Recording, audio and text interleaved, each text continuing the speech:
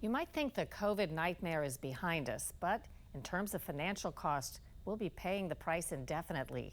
One toll comes in the form of the staggering amount of COVID relief fraud, 300 billion tax dollars stolen by con artists. Mikenzie Frost reports. More than 5 years into the first COVID lockdown, COVID fraud cases continue to rack up. This was an opportunity that was maybe too good to pass up for a lot of criminals. The Department of Justice has charged more than 3,000 people, businesses, and entities with fraud-related COVID crimes. Sean Green is a lead prosecutor in the U.S. Attorney's Office in Maine. He says his office has prosecuted about 15 COVID fraud cases. The most common programs where we saw the fraud were in paycheck protection programs. Does one stick out to you? A gentleman named Mark Haley, he had applied for roughly $1.5 million worth of PPP funds. He succeeded in getting just over $1 million. He did this by filing a number of false applications.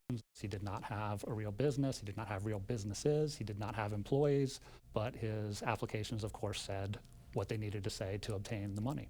He was convicted by guilty plea. He was sentenced to a term of 18 months in prison and, of course, ordered to pay restitution for the full amount of the fraud. Some fraudsters don't act alone. The Government Accountability Office finds 46% of people convicted of COVID-related fraud were charged with conspiracy, suggesting involvement of an organized group. In Maine, Tyree Jones is an example. What Mr. Jones did is he went around New England, particularly Maine and New Hampshire, recruiting people he knew, saying essentially, hey, I can get you money from the government. All I need from you is your social security number, some of your personal identifiers. You give me your bank account information, the money will show up. The catch, of course, is this: when the money shows up, I need you to give me $10,000. Jones pleaded guilty, was sentenced to 24 months in prison and ordered to pay nearly $360,000 in restitution.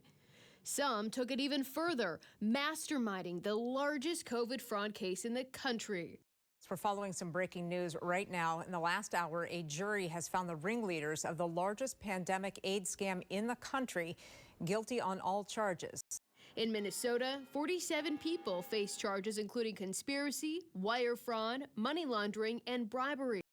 The DOJ says the fraudsters got nearly $250 million taxpayer dollars meant to feed needy children and instead enriched themselves. And fortunately, legally, the statute of limitations has been extended to deal with two areas, particularly the Paycheck Protection Program fraud that I mentioned a moment ago, but also economic injury disaster loans. What do you think motivated these criminals? Opportunity and greed. The same thing that motivates anyone for any financial crime, I suppose. You had really a once in a generation, more than once in a generation disaster, a need for money to go out immediately.